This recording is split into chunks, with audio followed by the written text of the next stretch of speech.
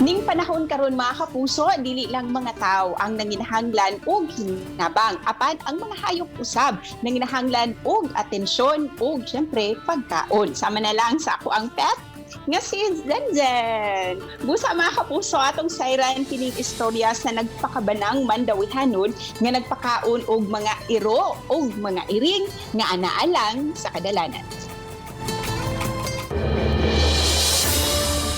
Sa pagpatuman sa enhanced community quarantine, nahingawas si Maureen Claro sa pagkaon sa mga iring ug iro nga anaalang sa kadalanan.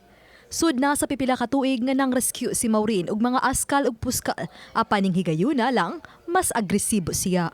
Gutom na sila daan. Kay stray man sila, then sa wala pa ang COVID, daghang basura, kay daghang mga sobra na pagkaon, ipaglabay sa basurahan, mga food chain. Aron mapakaon ang mga iro ug iring sa kadalanan, iyang ibilin sa mga gwardya sa mga establishmento ug subdivision ang mga pagkaon sud sa duha ka semana. Laki po sab sa hatagan og pagkaon ang mga street dwellers nga binlan usab niya og pagkaon alang sa mga hayop. 18 ka lugar na dinhi sa Subo ang ilang naalagaran ug kapin sa 200 ka mga iro ug iring ang natabangan. Wala ako katulog kay gianan ako wala. Unsa ako mga iro ani? Unsa ako papakaon sa tanan kung mag-lockdown? Ako gibuhat tanan guard.